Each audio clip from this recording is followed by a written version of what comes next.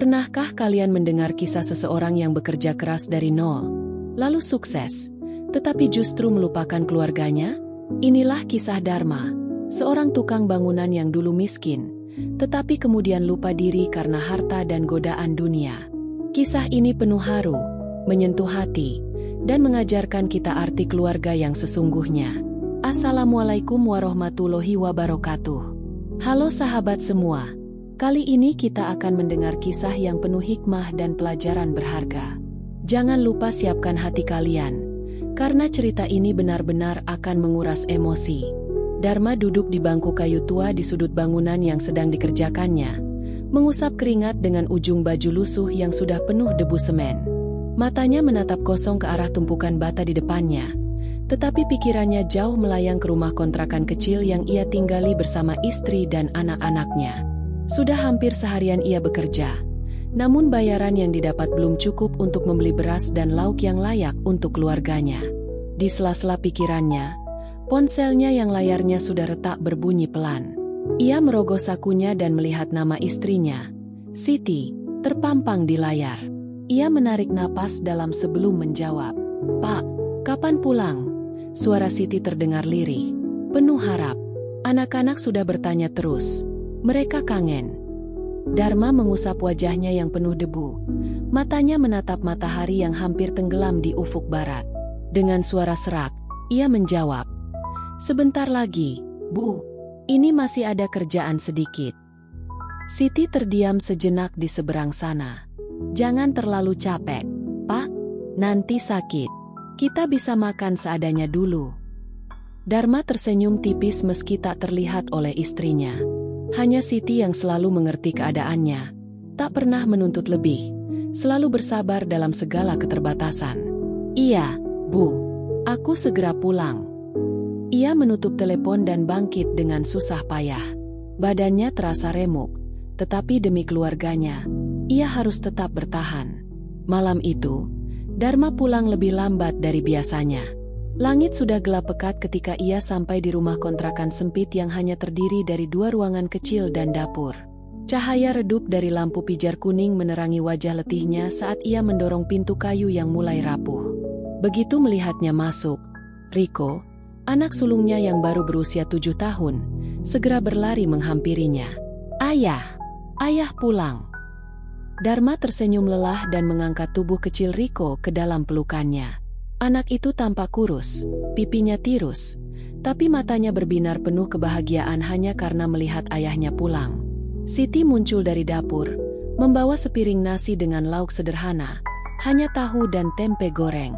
"Sudah makan, Pak?" tanyanya lembut. Dharma menggeleng. "Belum, Bu. Nanti saja setelah anak-anak makan." Riko menarik baju ayahnya. "Ayah makan dulu. Aku mau makan sama ayah." Dharma tertawa kecil, meski di hatinya ada sesak yang tak terucapkan. Ia duduk di lantai bersama keluarganya, menyuapkan nasi ke mulutnya dengan perlahan. Rasanya hambar, bukan karena makanannya, tetapi karena beban hidup yang semakin berat. Setelah makan, Dharma duduk di depan rumah, menatap langit malam yang penuh bintang. Ia menghela napas panjang dan berdoa dalam hati. "Ya Allah, kapan hidupku akan berubah? Aku ingin memberi lebih untuk keluargaku, bukan hanya sisa-sisa dari tenaga yang hampir habis." Tiba-tiba, Riko duduk di sampingnya, kepalanya bersandar di bahu Dharma. "Ayah, kapan kita punya rumah sendiri? Aku mau kamar sendiri, Ayah." Dharma terdiam, lidahnya keluh. Bagaimana ia bisa menjawab pertanyaan sederhana yang begitu menyayat hati itu? Ia hanya mengusap kepala Riko dengan lembut. "Insya Allah, Nak, ayah akan berusaha." Keesokan harinya, Dharma kembali bekerja seperti biasa. Namun, ada yang berbeda hari itu. Saat ia sedang mengaduk semen di sebuah proyek pembangunan rumah, seorang pria berkemeja rapi datang menghampirinya. Dharma mengenalnya, Pak Budi, seorang kontraktor besar yang terkenal di daerah itu. "Dharma, bisa bicara sebentar?" Suara Pak Budi terdengar ramah namun tegas. Dharma segera berdiri dan mengangguk hormat. "Tentu, Pak. Ada yang bisa saya bantu?" Pak Budi mengamati hasil pekerjaan Dharma. Rapi, kokoh, dan penuh ketelitian. Ia tersenyum kecil. Saya butuh orang jujur dan pekerja keras untuk proyek besar yang sedang saya rancang. Bisa pegang proyek ini? Dharma tertegun. Ia hampir tak percaya dengan apa yang baru saja didengarnya. Saya? Benar, Pak. Pak Budi mengangguk. Ya, saya melihat kerja kerasmu selama ini. Kalau kamu mau, ini bisa jadi awal yang baik untuk masa depanmu. Dharma merasakan dadanya bergemuruh dengan harapan baru.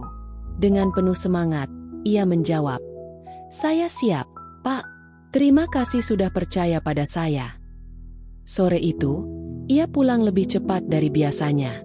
Begitu sampai di rumah, ia langsung memeluk Siti erat-erat. "Ada apa, Pak?" tanya Siti kaget. Dharma tersenyum lebar, sesuatu yang jarang terlihat di wajahnya belakangan ini. "Bu, kita punya harapan baru. Aku baru saja dapat pekerjaan besar." Siti menatap suaminya dengan mata berkaca-kaca. "Alhamdulillah, Pak. Semoga ini membawa rezeki yang berkah untuk kita." Hari demi hari, Dharma bekerja lebih keras dari sebelumnya. Ia mengawasi pembangunan proyek dengan teliti, memastikan semua berjalan lancar. Ia mulai mendapatkan kepercayaan lebih dari Pak Budi, bahkan diberi tanggung jawab lebih besar. Tak butuh waktu lama, keberhasilan itu mulai terlihat. Dharma yang dulunya hanya seorang tukang bangunan biasa, kini menjadi mandor proyek. Penghasilannya meningkat, dan perlahan ia mulai bisa menyisihkan uang untuk masa depan keluarganya. Suatu hari, seorang klien datang ke proyek dan mengamati hasil kerja Dharma. Dengan senyum puas, ia berkata, "Pak Dharma, terima kasih sudah membangun rumah kami. Hasilnya luar biasa. Saya pasti akan merekomendasikan Anda ke teman-teman saya." Dharma hanya bisa tersenyum bahagia. Ini adalah awal dari impiannya yang mulai menjadi kenyataan.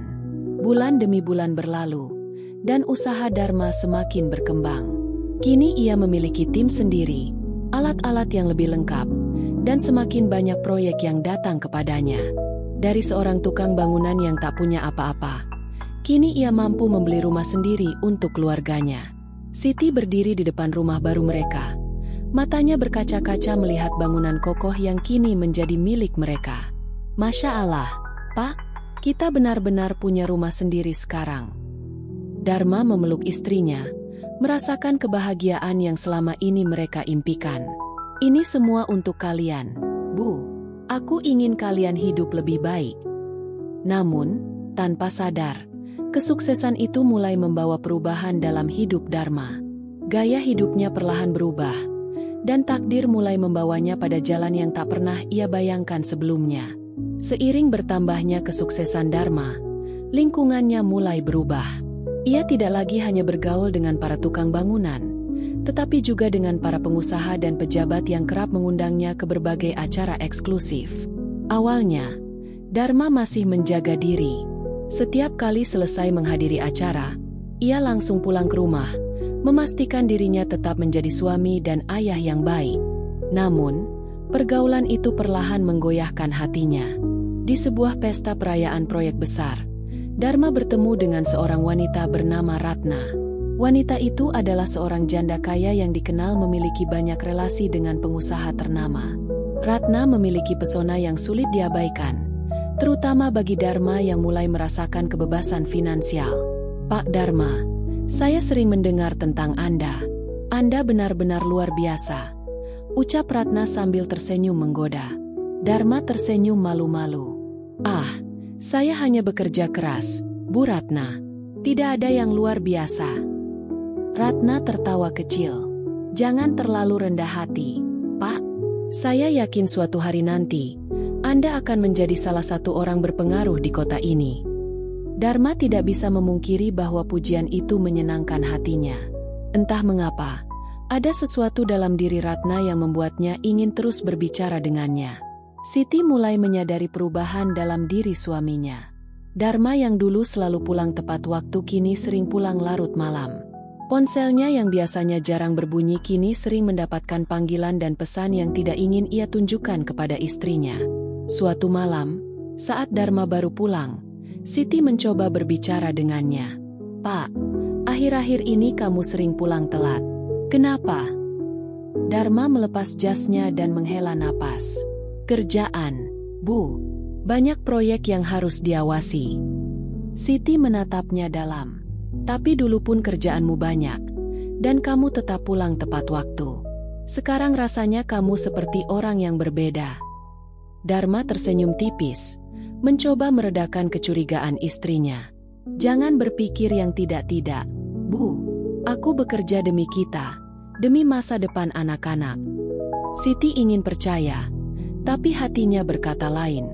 Ia merasa ada sesuatu yang disembunyikan oleh suaminya. Malam itu, setelah berbicara dengan Siti, Dharma duduk di ruang tamu, memainkan ponselnya. Namanya sudah terlalu besar di kalangan para pengusaha, dan ia mulai menikmati gaya hidup barunya. Saat ia membuka pesan dari Ratna, dadanya bergetar. "Pak Dharma, saya ingin mengundang Anda makan malam besok. Saya ingin membicarakan sesuatu yang penting." Dharma terdiam sejenak.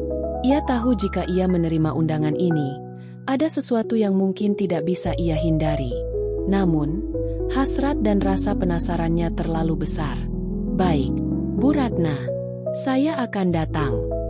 Keesokan harinya, Dharma bertemu dengan Ratna di sebuah restoran mewah. Percakapan mereka berjalan santai, penuh tawa, hingga akhirnya Ratna berkata dengan suara lembut, "Pak Dharma, saya mengagumi Anda. Jika saja keadaan berbeda, saya ingin ada seseorang seperti Anda dalam hidup saya." Dharma menatapnya, hatinya berdebar. Ia tahu ini salah, tetapi egonya membisikkan bahwa ia pantas menikmati hidup setelah semua perjuangan yang telah ia lakukan. Malam itu, Dharma melakukan dosa terbesar dalam hidupnya, mengkhianati Siti, wanita yang telah setia mendampinginya dalam suka dan duka. Sejak saat itu, Dharma semakin jauh dari keluarganya. Ia sering mencari alasan untuk tidak pulang ke rumah, menghabiskan waktu lebih lama dengan Ratna. Rumah tangga yang dulu harmonis mulai retak. Siti semakin curiga. Ia merasakan kehangatan yang dulu ada dalam pernikahannya mulai hilang. Suaminya jarang berbicara dengannya, jarang bermain dengan anak-anaknya, bahkan tidak lagi mengkhawatirkan hal-hal kecil di rumah seperti dulu. Suatu malam, saat Dharma baru saja pulang, Riko mendekatinya dengan mata berkaca-kaca. "Ayah, kenapa ayah jarang di rumah? Aku kangen." Dharma menelan ludah. Ia mengusap kepala anaknya, tetapi tidak bisa menjawab. Hatinya terasa sesak, tetapi nafsunya kepada Ratna membuatnya terus berbohong kepada dirinya sendiri. Siti yang melihat kejadian itu tidak bisa lagi menahan air matanya. Ia tahu keluarganya sedang berada di ambang kehancuran. Ketika Dharma semakin tenggelam dalam hubungan terlarangnya dengan Ratna, ia mulai kehilangan fokus dalam pekerjaannya. Beberapa proyek mulai bermasalah karena ia terlalu sibuk menikmati kehidupan mewah dan perhatiannya terpecah. Pak Budi, yang selama ini menjadi mentornya, mulai kecewa dengan perubahan sikapnya. "Dharma, aku melihat perubahan dalam dirimu. Dulu kamu pekerja keras dan jujur, tapi sekarang kamu sering lalai. Apa yang terjadi?" tanya Pak Budi dengan nada kecewa. Dharma hanya bisa menunduk. Ia tahu Pak Budi benar, tetapi ia tidak bisa mengakui kesalahannya. Tak lama kemudian, masalah semakin besar. Salah satu proyeknya mengalami kegagalan besar karena pengawasan yang buruk, menyebabkan klien menarik kontraknya. Reputasi Dharma mulai runtuh, dan bisnisnya perlahan merosot. Di sisi lain, Ratna yang dulu begitu hangat, mulai menjauh saat menyadari bahwa Dharma tidak lagi seberpengaruh sebelumnya. Pada akhirnya, Ratna meninggalkannya begitu saja, seperti tak pernah ada hubungan di antara mereka. Dharma akhirnya menyadari, ia telah kehilangan segalanya, bisnisnya, kehormatan dirinya, dan yang paling menyakitkan, keluarganya. Dengan langkah gontai, ia pulang ke rumah, berharap bahwa masih ada secuil harapan untuk memperbaiki segalanya. Namun, ketika ia mengetuk pintu rumah, Siti berdiri di ambang pintu dengan mata yang penuh luka. "Kenapa pulang, Pak? Bukankah Ratna lebih menyenangkan?" Dharma berdiri terpaku di depan pintu rumahnya, menatap wajah Siti yang penuh luka dan kesedihan. Perkataannya menusuk dada Dharma seperti sembilu. "Kenapa pulang, Pak? Bukankah Ratna lebih menyenangkan?" Dharma mencoba mencari kata-kata, tetapi bibirnya keluh. Ia menundukkan kepala, merasa seperti seorang pendosa yang akhirnya sadar betapa besar dosanya. Siti, wanita yang dulu ia janjikan kebahagiaan, kini berdiri di hadapannya dengan air mata mengalir di pipinya. Aku minta maaf, Bu." Suara Dharma bergetar. Siti tertawa getir, menahan tangisnya. "Maaf? Setelah semua yang kamu lakukan? Setelah kamu meninggalkan aku dan anak-anak demi wanita lain? Maaf itu tidak cukup, Pak. Kami sudah cukup menderita." Dharma merasakan dadanya sesak. Ia mencoba melangkah masuk, tetapi Siti mengangkat tangannya, menghentikannya. "Jangan. Kamu sudah memilih jalanmu, Dharma. Biarkan kami hidup dengan luka ini." Tiba-tiba, Riko dan adiknya, Aisyah, muncul dari balik pintu. Mata mereka yang polos menyiratkan kebingungan dan kesedihan. Riko menarik tangan ibunya. "Ibu, kenapa ayah tidak boleh masuk? Aku kangen ayah." Dharma merasa hatinya remuk. Ia berlutut, meraih tangan anaknya. "Nak, ayah sayang kalian. Ayah minta maaf." Riko menarik tangannya dengan kasar. Air matanya mengalir deras. "Kalau ayah sayang, kenapa ayah ninggalin kita? Kenapa ayah lebih pilih orang lain daripada kita?" Dharma terdiam, hatinya seperti dihantam ribuan pisau. Ia ingin menjelaskan, tetapi bagaimana? Bagaimana seorang ayah bisa menjelaskan bahwa ia telah tergoda dan memilih jalan yang salah? Siti menarik Riko ke dalam, meninggalkan Dharma dalam kehampaan. Aisyah yang masih kecil menatapnya bingung, sebelum akhirnya ia ikut masuk ke dalam rumah. Dharma berjalan gontai ke apartemen Ratna, berharap mendapatkan sedikit penghiburan dari wanita yang dulu begitu menggoda hidupnya. Namun, ketika sampai di sana, ia menemukan apartemen itu kosong. Tidak ada tanda-tanda Ratna lagi. Seorang satpam mendekatinya. "Pak Dharma, Bu Ratna sudah pergi.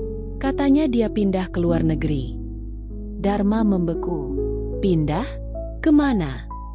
Satpam itu menggeleng. "Saya tidak tahu pasti, Pak. Tapi saya dengar dia bersama pria lain, seorang pengusaha kaya dari Jakarta." Dharma merosot ke lantai. Dadanya terasa begitu sesak. Wanita yang dulu membuatnya meninggalkan segalanya kini pergi begitu saja, meninggalkannya tanpa sisa. Beberapa bulan berlalu, dan hidup Dharma semakin terpuruk. Bisnisnya benar-benar bangkrut. Para rekan bisnisnya menjauh. Kliennya tidak lagi percaya kepadanya. Rumah mewah yang dulu ia banggakan harus dijual untuk menutupi utang-utangnya. Ia kini hanya seorang lelaki yang kehilangan segalanya. Uang, bisnis, dan yang paling menyakitkan, keluarganya. Ia mencoba menghubungi Siti berkali-kali, tetapi tak pernah dijawab. Pesan-pesan yang ia kirimkan hanya berakhir tanpa balasan. Ia ingin menebus kesalahannya, tetapi ia tahu, tidak ada jalan mudah untuk itu. Dharma kini tinggal di sebuah kontrakan kecil di pinggiran kota, hidup dari pekerjaan serabutan yang jauh dari kejayaan yang pernah ia nikmati.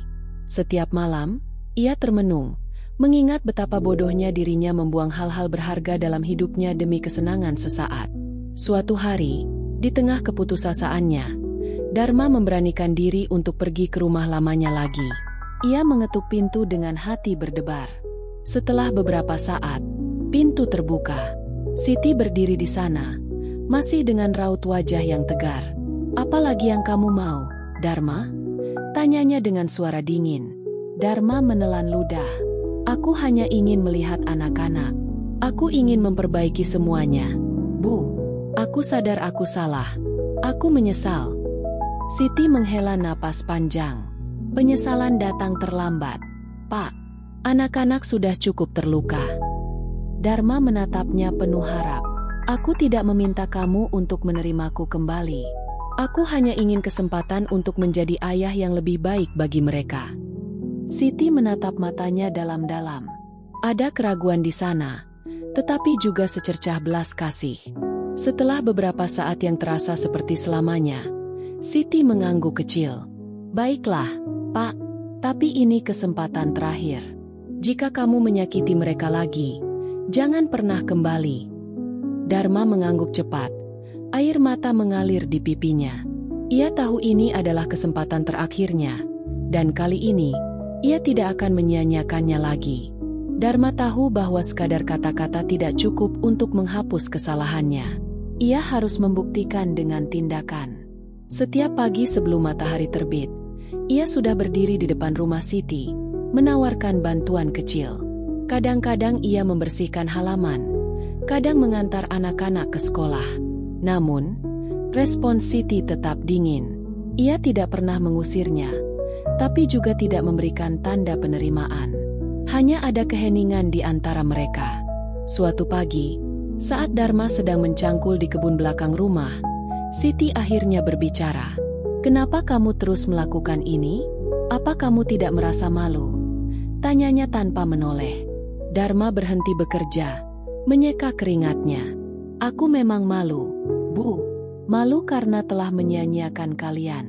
Tapi aku lebih takut jika tidak bisa menebus kesalahanku. Aku tahu aku tidak bisa meminta kamu untuk mempercayai aku begitu saja. Tapi izinkan aku membuktikan kalau aku benar-benar berubah. Siti hanya terdiam. Hatinya ingin mempercayai, tapi luka yang pernah Dharma torehkan begitu dalam. Ia tahu, hanya waktu yang bisa menentukan apakah Dharma sungguh-sungguh atau hanya sekadar angin lalu. Sementara itu, Riko masih belum bisa menerima kehadiran ayahnya. Setiap kali Dharma mengajaknya bicara, anak itu selalu menghindar. Suatu sore, saat Dharma menjemputnya dari sekolah, Riko akhirnya meledak. Kenapa ayah masih di sini? Kenapa ayah tidak pergi saja? Suaranya bergetar, matanya berkaca-kaca. Dharma terkejut, tapi ia mencoba tetap tenang. Karena ayah ingin memperbaiki semuanya. Nak, ayah tahu ayah salah. Riko mengepalkan tangannya. Kalau ayah tahu ayah salah, kenapa dulu ninggalin kami? Aku dan Aisyah lihat ibu menangis setiap malam. Aku harus jadi laki-laki di rumah ini karena ayah pergi. Sekarang ayah datang dan berharap kami bisa pura-pura lupa. Dharma tidak bisa menahan air matanya. Ia meraih bahu anaknya, tapi Riko menepisnya. Aku benci ayah, teriaknya sebelum berlari masuk rumah. Dharma merasa seakan dunia runtuh. Ia tahu bahwa luka ini tidak akan sembuh dalam semalam. Tapi ia tidak akan menyerah. Ia akan terus bertahan demi anak-anaknya. Bulan demi bulan berlalu. Dharma terus berusaha, tidak peduli seberapa sulitnya. Ia kembali bekerja di proyek bangunan sebagai tukang, mengumpulkan uang sedikit demi sedikit. Setiap kali mendapat gaji, ia menyisihkan sebagian untuk anak-anaknya. Ia membelikan Riko buku yang ia inginkan dan membelikan Aisyah boneka kecil. Awalnya, Riko masih menolak, tapi diam-diam, ia mulai melihat bahwa ayahnya benar-benar berubah. Ia memperhatikan bagaimana Dharma bekerja keras, bagaimana tangannya penuh luka karena pekerjaan kasar, bagaimana ia tetap bertahan meskipun seringkali ditolak. Suatu hari, Riko menemukan Dharma tertidur di teras rumah karena kelelahan. Tangannya penuh kapalan, bajunya kotor oleh debu proyek. Sesuatu di dalam hati Riko perlahan melunak. Mungkin, hanya mungkin, ayahnya memang benar-benar menyesal. Pada suatu malam, hujan turun deras. Siti melihat Dharma duduk di teras, basah kuyup, tapi tetap tidak beranjak dari tempatnya. Ia mendesah pelan, lalu akhirnya membuka pintu. Masuklah, kamu bisa sakit kalau terus di luar seperti itu, katanya dengan nada datar. Dharma terkejut, tapi ia tidak membantah. Ini pertama kalinya Siti menunjukkan sedikit kepedulian setelah sekian lama. Ia masuk, berdiri canggung di ruang tamu. Siti menyiapkan handuk dan menyodorkannya tanpa banyak bicara. Dharma menerimanya dengan penuh syukur. Terima kasih, Bu. Siti tidak menjawab, tapi dalam hatinya, ia mulai melihat bahwa lelaki yang berdiri di hadapannya kini bukan lagi Dharma yang dulu. Pria itu telah berubah. Pada akhirnya, setelah perjalanan panjang, Dharma mendapatkan sesuatu yang ia dambakan, Kesempatan kedua. Suatu pagi, saat anak-anak bersiap untuk berangkat sekolah, Riko tiba-tiba menghampiri ayahnya. "Ayah, bisa antar aku ke sekolah hari ini?" tanyanya pelan. Dharma hampir tidak percaya dengan apa yang ia dengar. Air matanya hampir jatuh, tapi ia menahannya. Dengan suara bergetar, ia menjawab, "Tentu, Nak." Dengan senang hati. Siti yang melihat itu tidak berkata apa-apa. Tapi di dalam hatinya, ia tahu bahwa Dharma telah berhasil mendapatkan kembali keluarganya. Bukan dengan kata-kata manis, tapi dengan ketulusan dan perjuangan yang tidak henti-hentinya. Dharma telah kehilangan segalanya, tapi ia mendapatkan kembali sesuatu yang lebih berharga, keluarganya. Dan kali ini, ia tidak akan menyia-nyiakan mereka lagi. Kesuksesan bukan diukur dari harta atau jabatan, tetapi dari keluarga yang selalu ada di sisi kita. Dharma hampir kehilangan segalanya, tetapi Allah memberinya kesempatan kedua. Semoga kisah ini menjadi pelajaran bagi kita semua. Jangan sampai kita terlambat menyadari siapa yang benar-benar berharga dalam hidup kita. Jangan lupa like, komen, dan subscribe. Wassalamualaikum warahmatullahi wabarakatuh.